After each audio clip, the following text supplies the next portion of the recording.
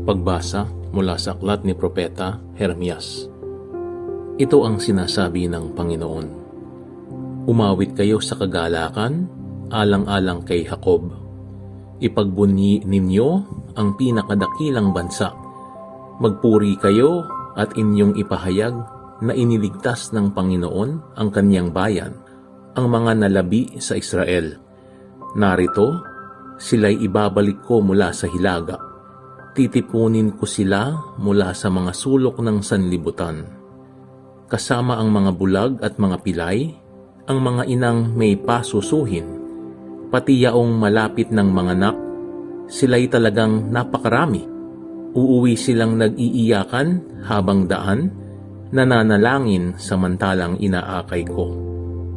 Dadalhin ko sila sa mga bukal ng tubig, pararaanin sa maayos na landas upang hindi sila madapa.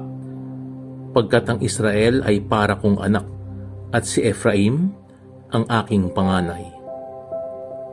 Ang salita ng Diyos. Salmong tugunan ang atin pong itutugon.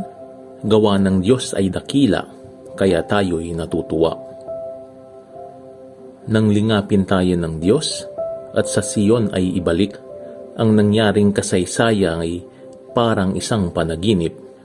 Lahat tayo ay natuwa, masasayang nagsiawit, tugon. Gawa ng Diyos ay dakila, kaya tayo'y natutuwa. Ang sabi ng mga bansang nagmamasid sa paligid, ang ginawa ng Diyos nila ay dakila, anong rikit? Dakila ngang masasabi, pambihira ang ginawa. Kaya naman kami ngayoy, kagalakay di kawasa.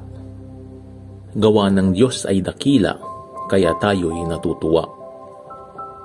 Kung paanong inuulan yaong mga tuyong batis, at sa sariling bayan namin, kami poon ay ibalik. Silang mga nagbubukid na nagtatanim na may luha. Bayaan mo na mag-aning masasayat natutuwa. Gawa ng Diyos ay dakila, kaya tayo'y natutuwa. Yaong mga nagsihayong dalay binhit na nanangis, ay aawit na may galak, dalay ani pagbalik. Gawa ng Diyos ay dakila, kaya tayo'y natutuwa. Pagbasa mula sa sulat sa mga Hebreo. Ang bawat dakilang saserdote pinili sa mga tao at itinalagang maglingkod sa Diyos para sa kanila upang maghandog ng mga kaloob at mga hain dahil sa mga kasalanan. Mahinahon niyang napapakitunguhan ang mga mangmang at naliligaw ng landas, sapagkat siya'y mahina rin, at dahil sa kanyang kahinaan, kinakailangang siya'y maghandog ng hain, hindi lamang para sa kasalanan ng mga tao, kundi para sa kasalanan din niya. Ang karangalan ng pagiging dakilang saserdote ay hindi maaring kamtan ninuman sa kanyang sariling kagustuhan. Ang Diyos ang humihirang sa kanya, tulad ng pagkahirang kay Aaron. Gayon din naman, hindi si Kristo ang nagtaas sa kanyang sarili sa pagiging dakilang saserdote. Siya'y hinirang ng Diyos na nagsabi sa kanya, "Ikaw ang aking anak, ako ang iyong ama."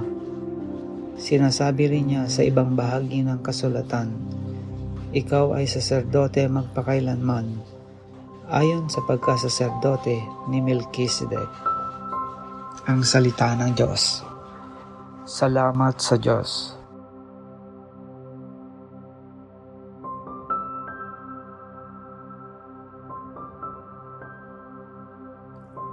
Ang mabuting balita ng Panginoon ayon kay San Marcos.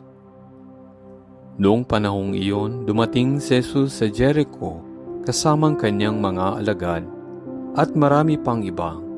Nang umaalis na sila roon, may naraanan silang isang bulag na nakaupo sa tabi ng daan at namamalimos. Siya'y si Bartimeo, anak ni Timeo. Nang marinig niyang naroon si Jesus na taga Nazaret, sumigaw siya ng ganito, "Jesus, anak ni David, mahabag po kayo sa akin."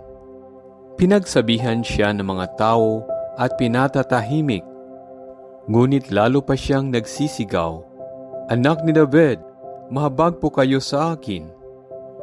Tumigil si Jesus at kanyang sinabi, "Tawagin ninyo siya." At tinawag nga nila ang bulag. "Lakasan mo ang iyong loob," sabi nila. Tumindig ka. Ipinatatawag kanya. Iniwaksin niya ang kanyang balabal, paluksong tumayo at lumapit kay Jesus. "Ano ang ibig mong gawin ko sa iyo?" tanong sa kanya ni Jesus. Sumagot ang bulag, "Guro, ibig ko po sanang makakita." Sinabi ni Jesus, "Humayo ka. Magaling ka na dahil sa iyong pananalig." Noon din nakakita siya at sumunod kay Jesus. Ang mabuting balita ng Panginoon, pinupuri ka namin, Panginoong Hesukristo.